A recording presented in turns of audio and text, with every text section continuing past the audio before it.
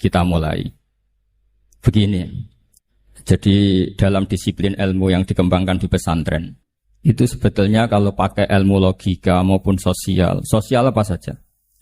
Baik sosial ilmiah maupun sosial budaya. Kita ini jauh lebih unggul ketimbang tradisi mereka. Misalnya begini, dulu di era Umar bin Abdul Aziz, ada yang memberi gelar Khamisul Khulafa. Ini yang dikutip Mizan Kubro, Imam Sya'rani. Beliau ngendikan begini. Idza ra'aitum jama'atan yatanajawna sirran fi ma bainahum fi amri dinihim. Itu fasyadu anna dzalika dhalalun wa bid'atun. Jika kamu melihat satu komunitas tertentu yang bisik-bisik agama tapi di grupnya mereka sendiri tanpa melibatkan kelompok lain yang mungkin a'lama minhum lebih alim, maka itu sesat. Dhalalun wa bid'atun. Sehingga dulu itu sudah ada tradisi konsensus ilmiah. Konsensus ilmiah ini diputuskan oleh konsensus yang min ahlil ilmi. Sehingga orang yang tidak ngalim itu ya konangan. Kalau sekarang nggak pati konangan, tahu-tahu ada orang nggak jelas juntrungannya punya majelis tafsir. Yang bisa saja cindil tikus itu halal. Hanya karena berdasar dalil misalnya kula ajitu fima uhiya ilayya muharraman ala ta'imi yat'amuhu illa yakuna apa? Maitatan aw damam masfuhan aw lahma apa? Khinzir. Sehingga dianggap yang halal itu banyak, yang haram hanya 3. Saya pernah ketemu di antara mereka tanya, apa betul Gus Bak menurut Islam begitu? Terus saya baca di antara ciri Nabi itu yang ada di kitab Taurat dan Injil itu wa yuharrimu alaihimul khaba'is. Jadi kadang mawadi'ul halal wal haram itu tidak disebut di halal haram tapi disebut di sifatun Nabi. Sifatnya Nabi adalah wa yadau anhum israhum wal aghlal allati kanat alaihim. Di antara sekian sifat itu wa yuharrimu alaihimul khaba'is, dan Nabi mengharamkan sesuatu yang menjijikkan. Nah, kira-kira itu cindil tikus itu kalau sampean dakok di ruang tamu menjijikkan enggak? Ya jijik. Ya sudah haram saja kata saya. Akhirnya sebagian mereka ya tobat, mau ngaji sama ahlinya. Dulu ketika Imam Malik ngarak Muwatta, itu beliau ngendikan. Dan ngendikan itu saya hafalkan. Ini ada di kitab Al-Manhalul Latif. Juga dikutip Gus Najih dalam kitabnya At-Tajridul Musaffa. Aradtu kitabihada ala sab'ina faqihan min fuqaha il-Madinah. Fakulluhum wato'ani fasammeituhu al-Muwatta. Kitab ini sudah saya tasihkan ke 70 ahli fikih di Madinah. Kemudian semuanya setuju. Fakulluhum wato'ani. Semuanya sepakat. Fasammeituhu al-Muwatta. Maka kitab ini saya namain al-Muwatta yang disetujui. Sehingga kita tidak boleh menjadi orang-orang alim humul sendiri, dewean, terus dikultuskan santrinya. Serambutnya gondrong, terus muridnya jari dulang Nabi Khidir. Terus klambine kok kali Jogo itu. Terus terkenal wali itu. Ini kalau kita begitu bahaya. Makanya saya senang model pendidikan Anwar. Ilmu itu dikonsensuskan. Siapa yang alim ditakrib, di mu'in, ada debat, ada macam-macam. Sehingga yang terbaik, baik secara ilmu maupun perilaku dituakan. Ini penting, kalau ilmu tidak dikontrol itu repot. Saya berikan contoh betapa kita lebih kritis ketimbang tradisi di kampus. Saya pernah didebat sama salah satu kelompok ormas tertentu. Apa alasannya orang NU kalau megang istrinya itu kok batal gitu. Wong istrinya digauli saja boleh, masa megang itu batal gitu. Terus saya jawab, kamu tahu definisi mahram? Enggak tahu ya. Mahram itu orang yang haram dinikah. Yang haram dinikah itu ya ibu, anak, bule, ponakan. Yang haram dinikah itu namanya mahram. Justru istri itu namanya ajnabiyah, orang lain. Makanya boleh dinikah. Jadi statusnya istri itu orang lain ajnabi. Sehingga boleh dinikahi. Kalau mahram malah nggak boleh dinikah. Mereka akhirnya sadar. Oh ternyata selama ini keliru. Membahasakan istri mahram itu keliru. Ya terus akhirnya dia jadi Syafi'i. Syafi'i dadaan tadi. Pernah juga ada seorang kiai yang kepikiran mau mengharamkan atau menganggap ada fidah kalau orang haji itu rokok. Rasanya kalau kata pakar-pakar Kuwaitar itu cengkeh itu wangi. Kalau cengkeh wangi berarti kalau haji rokok itu artinya pakai apa?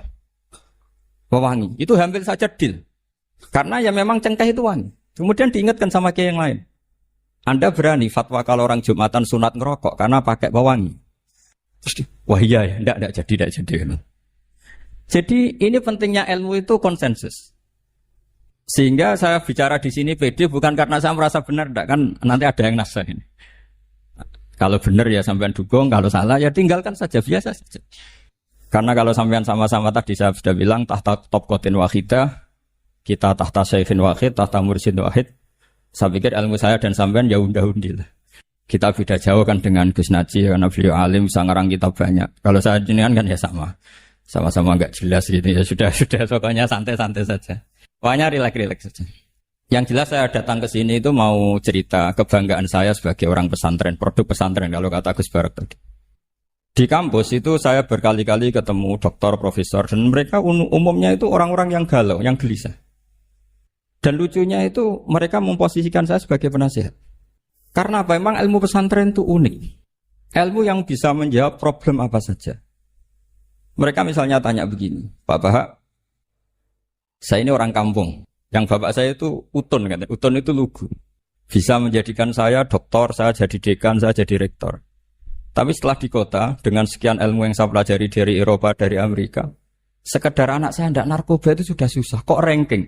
Nggak dengar anak saya ditangkap BNN itu sudah seneng saya. Artinya apa? Dia sadar ternyata kearifan lokal yang dididik para kiai menjadikan anak-anaknya jadi profesor, jadi dokter. Tapi dengan ilmu kedoktorannya, orang menjadikan anaknya ranking itu susahnya bukan main. Karena nggak ada kearifan.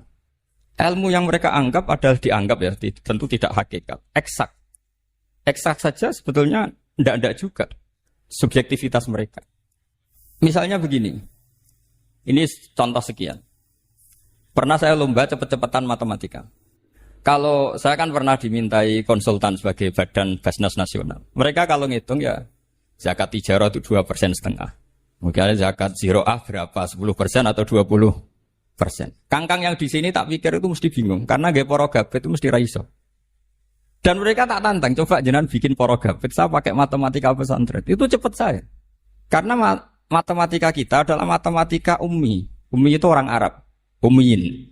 Gak usah diterjemah apa, sudah ummiin saja. Ummiin itu keibu-ibuan lugu.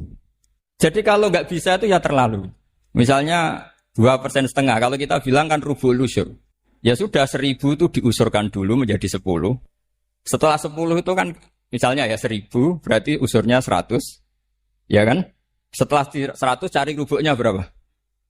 25. Berarti setiap 1 juta 2,5% adalah 25.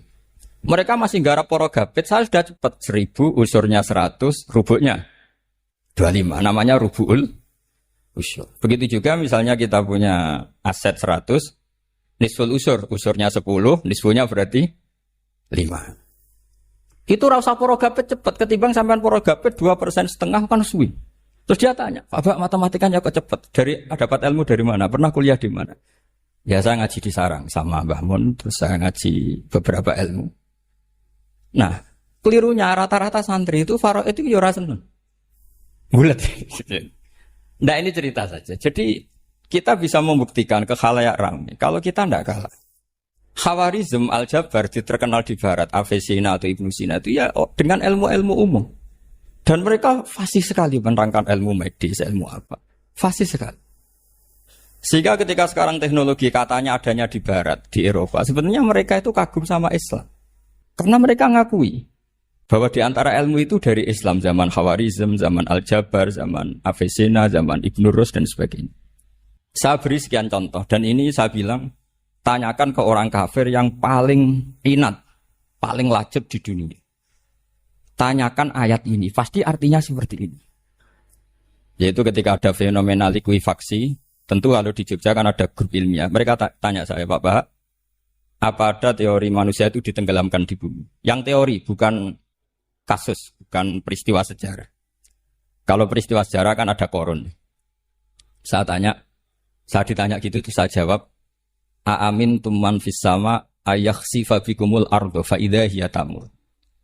Apa kamu merasa aman di dunia? Sementara pengendali langit, man fis sama itu pengendali langit. Ya siapa saja, bisa malaikat atau bisa Allah, man sing kudratu fis sama, itu ahli tafsir beda pendapat. Yang enggak beda, yang enggak pernah nafsiri gitu. Jadi yang enggak beda karena enggak pernah nafsiri. Ayakhsifa bikumul ardo, bahwa bumi ini bisa ditenggelamkan. Faidah ya tamur, ya memang bumi itu bisa meleleh. Terus saya memberi sekian argumentasi.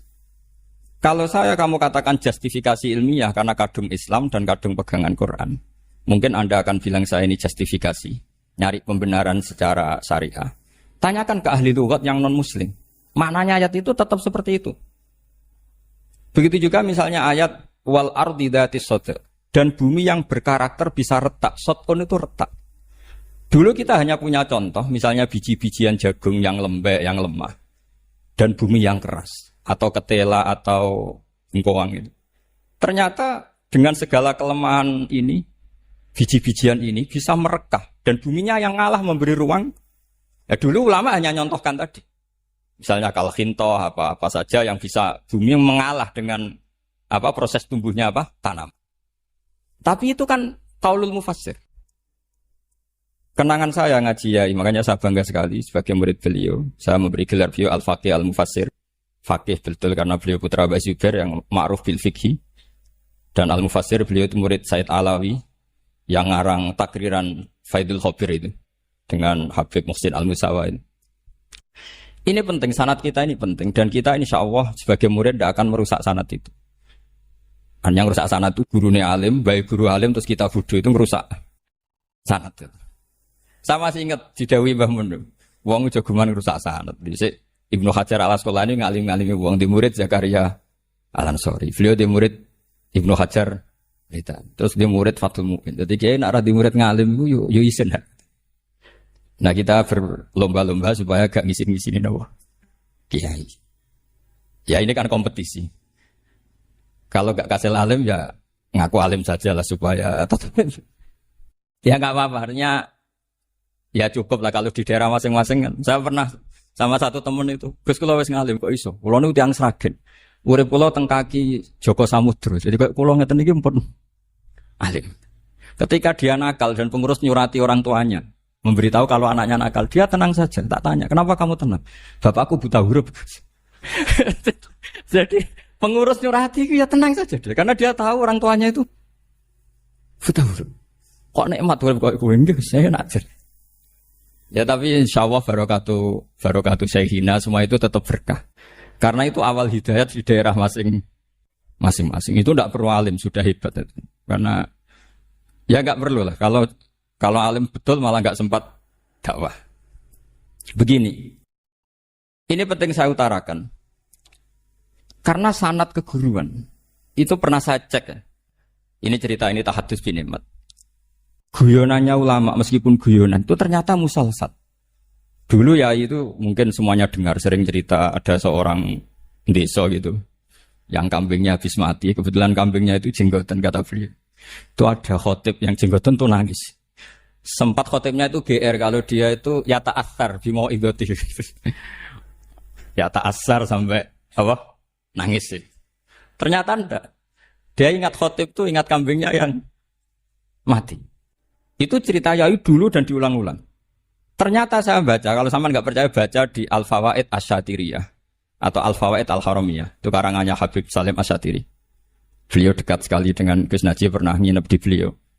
Itu di karangan beliau sama cek nanti di qauluhu ta'ala lau adzibannahu adzaban syadidan aw la asfahannahu aw la ya'tiyanni bi sultanim.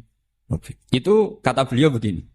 Adzaban syadidan itu orang dihidupkan atau didomisilikan di daerah yang enggak sejenis. Itu tersiksa sekali. Terus di situ beliau cerita, dulu itu ada orang alim alamah hamilul Quran itu di penjara. Karena ketemu orang sejenis santri-santri yang kebetulan itu ada kios politik itu atau gerakan politik. Itu di penjara itu asik saja. Bahkan banyak alumni penjara itu udah hafal Quran. Yang sebelum hafal ada yang bebas, enggak mau bebas karena ingin meneruskan hafalan dengan saking keramatnya tadi orang alim yang hafal Quran. Nanti kalau nggak percaya nanti dicek. Kitab itu sekarang gampang didapatkan. Al-Fawaid Asyatiriyah atau Al-Fawaid Al-Haramiyah itu namanya.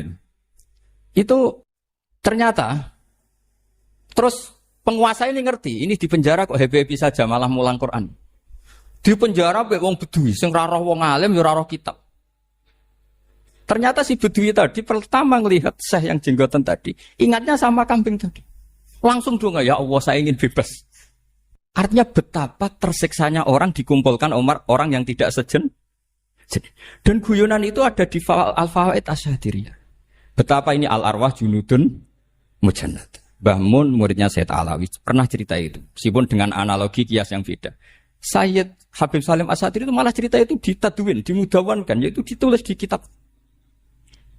Itu kan luar biasa. Dan saya punya kitab itu. Kemudian yang sama lagi adalah Yai sering berkeyakinan annal ardo kurawiyah. Meskipun sampean mungkin lihat di video-video nak bumi itu flat. Itu orang nggak mau mikir mungkin ya. Annal ardo kurawiyah. Saya percaya beliau karena beliau orang alim dan saya percaya teori falak. Kemudian saya cek di tafsirnya Imam Habib Satiri tadi di ayat watarol jibala tahsabuha jamidata wa hiya tamurru marras sahab, kata beliau annal ardo kurawiyah wa anna hadhil ardo tamurru kal jibal atau tamurru mamarul jibal marul jibal. Ketika dia ditanya apa alasannya, watarol jibala tahsabuha, kan ada kata tahsabu. Tahsabu itu hasibah yahsabu husbanan. Kalau sebagian lughat hasibah yahsibu husbanan. Nah, itu sekarang kata beliau, itu sekarang. Kenapa itu sekarang? Idlah husbana hunaka. Kan ada mufassir yang mengatakan tamur rumah sahab itu nunggu di akhirat. Wa tarol jibala tahsabu jamidata wa hiya tamur rumah sahab itu nunggu nanti di akhirat. Tapi kata Habib Salim Asatiri tidak di dunia. Idlah husbana hunalika itu akhirat maksud. Di akhirat husban itu artinya kan nyongko, ngiro. Di akhirat semuanya itu ilmu yakin, ainul yakin. Jadi kalau tahsabuha pasti di dunia karena adanya husban dugaan hanya ada di dunia. Lagi-lagi muwafaqah bainahu wa bain Habib Salim Asatiri. Dan di situ detail sekali. Cara beliau nulis tafsir, pengalaman ngaji sama Sayyid Alawi, tanggalnya. Begitu juga saya dulu ngaji sama Yai, banyak sekali, diantaranya yang saya syukur sekali, yaitu tadi Ulumul Quran. Dulu di MGS yang ngajar Faidul Khobir beliau sendiri, dan kita syukur sekali.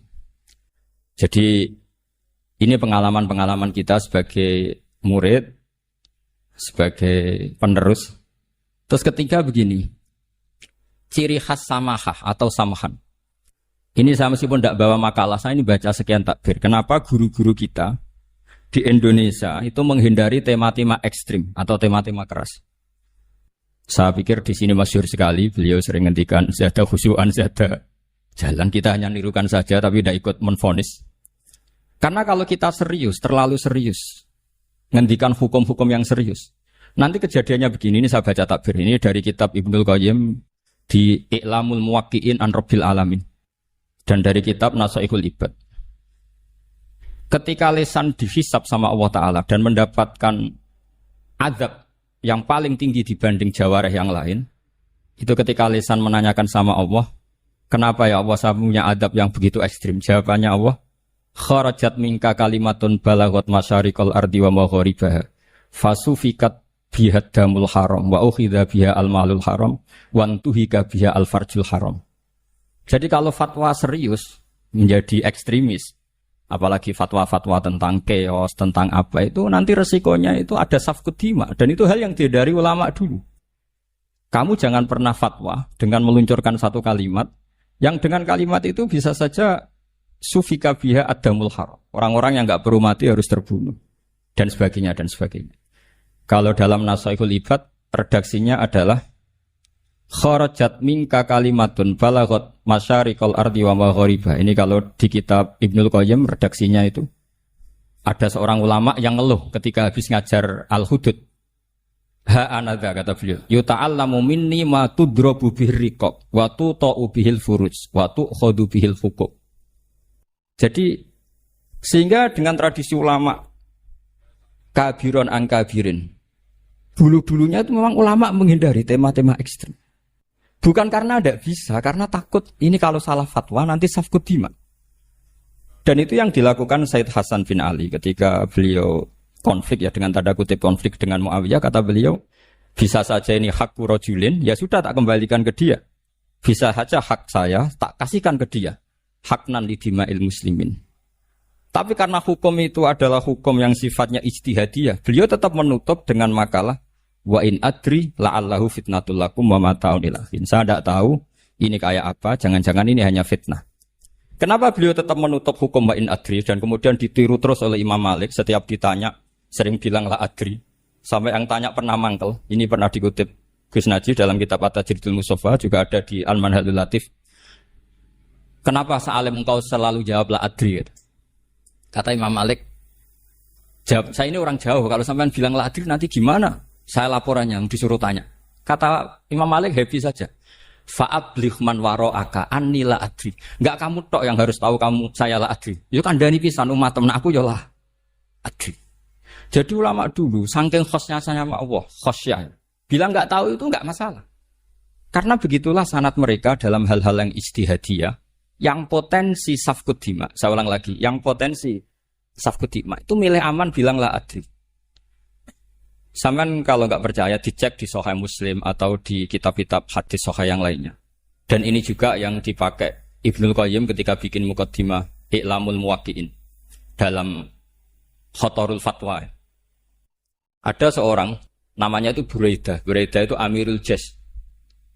Itu setiap mau perang atau punya MOU dengan kelompok lain, kata Rasulullah, jika mereka menginginkan kamu ala antun zilahum ala hukmillah wa ala hukmi rasulillah fala tunzilhum ala hukmillah wa ala hukmi rasulillah. Ada redaksi yang fi dhimmatillah fi dhimmati rasulillah. Walakin anzilhum ala hukmi. Posisikan bahwa MOU itu atas nama kesepakatan kamu dan mereka. Fa innaka la tadri atusiba hukmallahi amla. Karena kamu tidak tahu apa kamu persis sebagaimana hukum Allah pandang. Kamu tidak bisa misalnya secara fikih, misalnya ada Zaid ini kafir harbi, terus kamu bilang ini wajib diperangi karena kafir harbi. Oke, itu mungkin. Tapi masalahnya, bisa saja khusus Zaid ini ada sunnatullah, ada ilmu Allah yang mau diberi hidayat, sehingga ada perlakuan khusus. Sampai lihat dalam Asra Badrin. Itu yang ketangkap di Asra Badrin itu kan semuanya kafir harbi. Ini alhamdulillah ini beliau rawuh.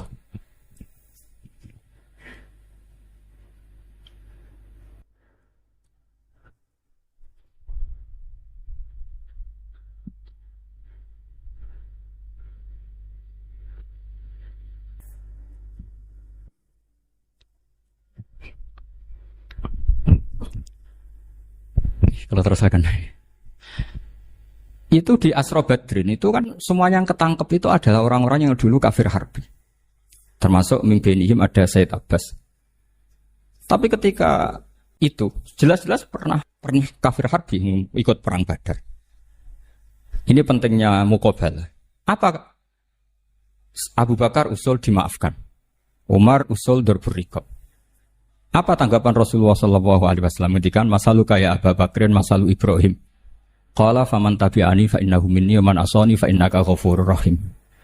Wa masalu kaya Umar masalu Nuh. Qala rabbil tadzar alal ardi minal kafirina napa? Dayar. Dan apa yang dilakukan Rasulullah? Beliau memilih pendapatnya Abu Bakar. Dan apa yang terjadi? Said Abbas dan beberapa sahabat menjadi Islam. Wa hasuna Islam. Artinya gini, jadi betapa dalam menganalisis satu hukum sosial, karena ini manusia, saya ulang lagi, karena ini manusia itu susah sekali. Makanya dalam banyak hal sikap-sikap Rasulullah itu dipandu oleh Allah tentu. Ada ayat laisa laka minal amri syai'un aw yatuba alaihim aw yu'adzibahum. Makanya saya mohon sekali ini para santri, khususnya santri alumni Almar, mohon belajar itu tafsir Munir itu detail. Karena di tafsir Munir itu misalnya ada ayat tertentu yang mengkritik orang kafir tertentu, fitil kalwaqiah gitu. Di situ ada kejelasan fa aslamu wa hasuna islamuhum. Misalnya wasfir nafsaka ma'al ladzina tuna rabbahum bil ghadat, terus wala ta'du'anaka anhum turidu zinatal hayatid dunya. Terus beliau menerangkan orang-orang ini yang dulu angkuh enggak mau ta'alum sama Nabi karena enggak mau jejer sama du'afaul muhajirin dan du'afaul ansor, itu akhirnya Islam dan wahasuna Islam. Saya kira demikian, nanti monggo bareng-bareng istifadah dari Syekhina Najih.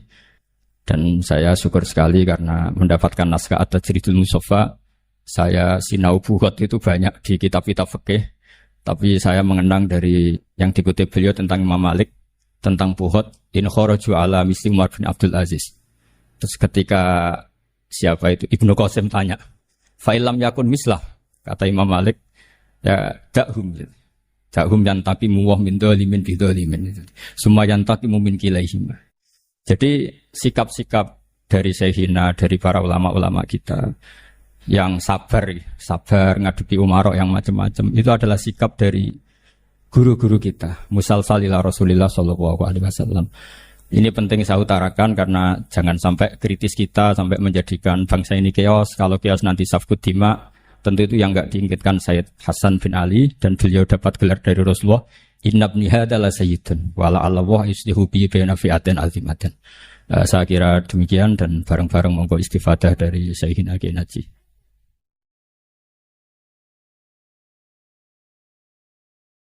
Wali niku kalih siji kekasih Allah. Niku kados sing wali-wali tenan, kados Habib Ali Al-Habsyi, kados ana wali maknane sing disakeni Allah niku kula jenengan. Dadi wali kados. Jadi nak waliul amri Gus Yasin, tukang ngurusi urusan. Jadi orang urusan dia diurus umpamanya tukang ngurusi. Terus niki niku kitab Khaulal Ikhtifal karanganipun Sayyid Muhammad Alawi Al-Maliki Al-Hasan. Terus kula wingi Gus badhe ngaos khataman kalian bidin bab haji. Rukun Islamun kula lan sedanten. Gus Sapang sing terkenal nyanyi niku matur nuwun mbek kula. Mergo senengane moto takbir kula bemu. Sinau dhewe ra gelem takbir difoto. Terus kok wong alim kaya. Ya oke deh. Sapang men. Kadang tak celuk Gus ben hormat, kadang tak celuk apang jajal tersinggung ta ora. Nah tersinggung berarti makome dek-dekan. Nara tersinggung gak diharga diri. Tapi ini kok amdan boten sahuan. Nah iku kula wingi mencocokkan mbek beliau, pokoke lah turunan-turunan tua aku wis ketemu. Ini ngeten iki. Dadi Sayyid Muhammad niku termasuk Sayyid Hasani sing masyhur. Setelah derek Al-Adarisa Al-Idrisi. Terus teng Itratu Rasulillah sallallahu alaihi wasallam niku wonten Al-Hasani. Al-Hasani sing masyhur ya wonten Syekh Abdul Qadir Al-Jilani, wonten Abdul Hasan apa? Asyadili, Abdul Salam bin Masih katalah termasuk Sayyid Muhammad Alawi.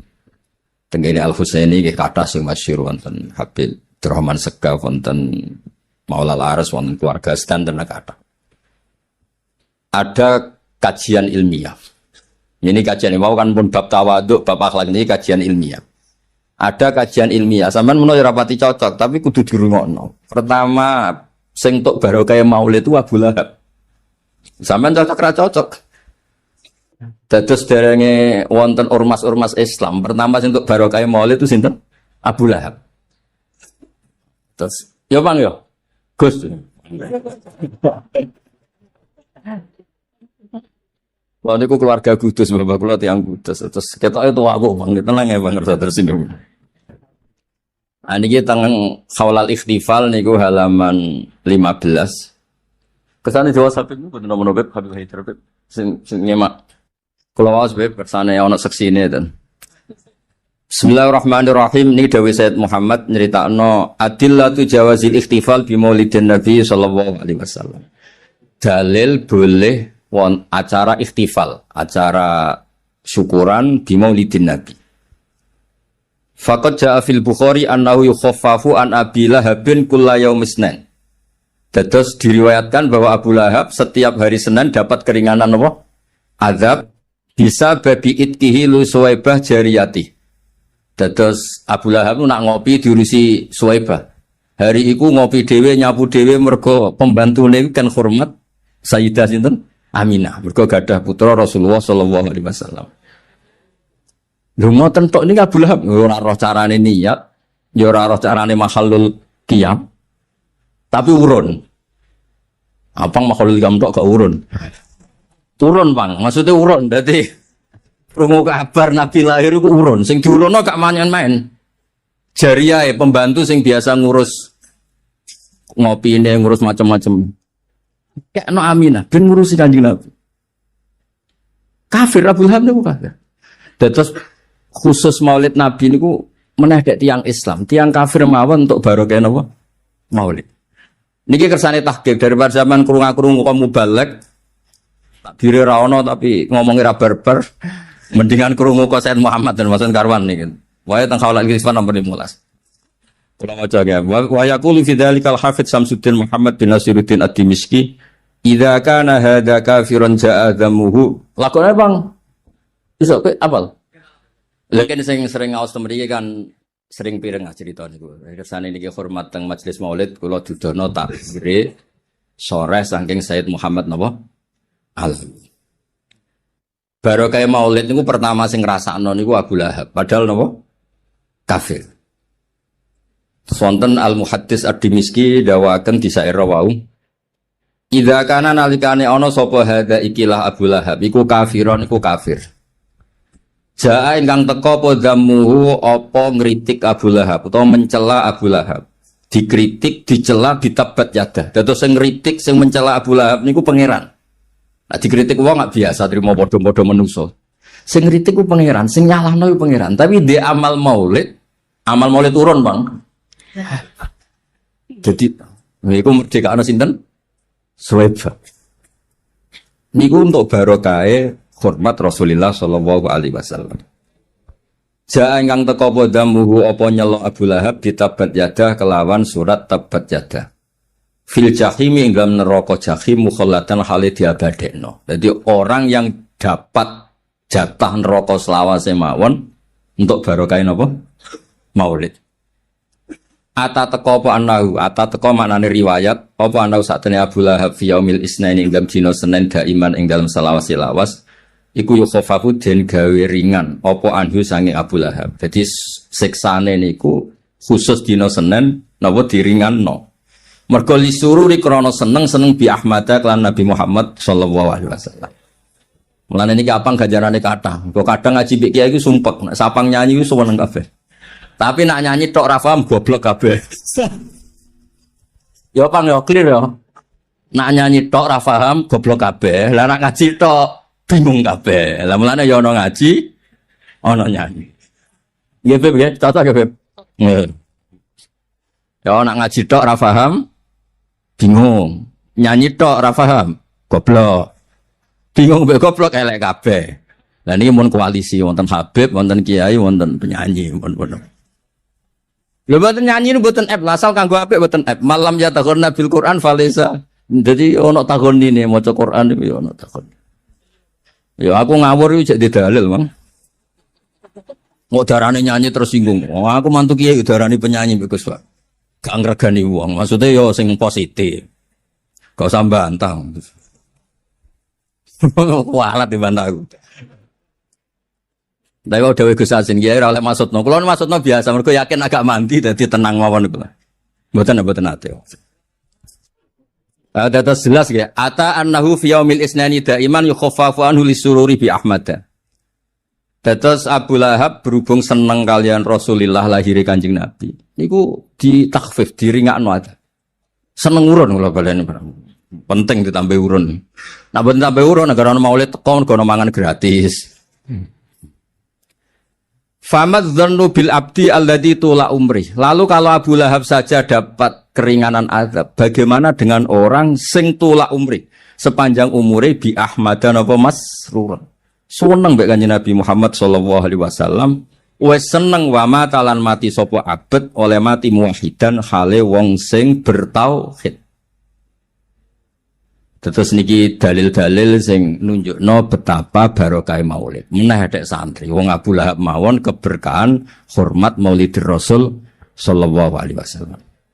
Lah niki sing ilmiah Bang, tak wacana Bang. Bari aku pamit Bang, bar nyanyi nutup terus aku mulai. Kula wingi pamit bidin wajane kan kula riyen terus Gus Yasin ya Haidar terus diselip tiang kalis sitok putrane guru sitok putune Nabi dadi bismillah ngalah mawon. Repot musen. Lo ngalah yo penak, nak dihitung tawaduk yo ganjaran, nak dihitung apes yo sial yo ganjaran. Mergo mazlum napa? Dadi mazlum yo ganjaran, tawaduk yo ganjaran. Kesusu mulai sawangane harmonis mbek keluarga yo ganjaran. Wis pokoke digawe gampang. Ketemu kon yo ganjaran wis. Piye-piye umat Kanjeng Nabi. Tiyang nu nak duwe anak, kula nate matur teng kantor dinas Gus Yasin, diaturi Gus Yasin. Wong dhe anak sing ra jelas saleh ora ane nak lahir iku seneng. Wong kelahiran anak sing ra jelas saleh, ra jelas prospeke mawon seneng. Ya ora ana wong takok, kene apa seneng? Padahal ra jelas prospeke. Yo seneng ae jenenge ana kelahiran. Lah anak wong kelahiran wae seneng ra jelas saleh orane. Iku wae ra ono sing gugat, kenapa kamu seneng? Padahal ora jelas prospek. Kok ana wong gugat seneng mbek Maulidur Rasul sallallahu alaihi wasallam. Mulane dawuh Sayyid Muhammad teng halaman 9, kalau ada orang yang enggak suka Maulid, itu sama juga mengatakan lima datafrahuna bin Nabi sallallahu alaihi wasallam. Jadi nomor 9 Beb Amit. Nomor 9. Yang 9. Ben ono seksine Bang ora kok perkara konfirmasi. Ya. Yang dikatakan Maulid itu adalah al-ula annana nahtafilu bi maulidi sayyidina Muhammadin sallallahu alaihi wasallam daiman wa abadan fi kulli waqtin wa fi kulli munasabah. Wa inda kulli fursatin yaqau fiha farahun aw sururun aw nasyad. Wa izdatu bidzalika fi syahri maulidihi wa rabi wa fi yaumi maulidi wa sana wala yasihu li aqilin ayasala limadza tahtafilun li'annahu ka'annahu yaqul limadza tafrahuna bin nabi sallallahu alaihi wasallam. Kowe dhe anak gak jelas saleh terus kowe seneng, ada ndak yang tanya? Enggak kan? Padahal gak jelas saleh, gak jelas prospek. Lho kok ana wong takok kenapa kowe seneng Kanjeng Nabi? Wong Islam aneh jare Sayyid Muhammad. Ayo. Nah dawuh Sayyid Muhammad nggih niki dawuh Sayyid Muhammad, apakah itu tergambar? Fahal yasihu ayasdura hadza su'alu min muslimin yashhadu alla ilaha illallah wa anna muhammadar rasul. Mosok wong Islam kok takok lima datafrahuna bin nabi. Wis ora kebayang. Ya dadi nak ngaji mari pinter. Nak nyanyi mari isen. Dadi sampean entuk loro. Ya entuk ilmu, entuk seneng. Tapi ganjarane gede ilmu Bang, ora ono nang hadis. Ora ono nang hadis Nabi muji-muji nyanyi, muji-muji mesti ilmu. Ya wis. Nggih kula pamit iki kula bidina kalian bidin ini mboten ngurangi takdir pancen kula mbek bidin bidina guyon. Nomor tamu dengan kula ya wis guyon mawon mboten nate ngomong serius. Ketoke niku nggih mergo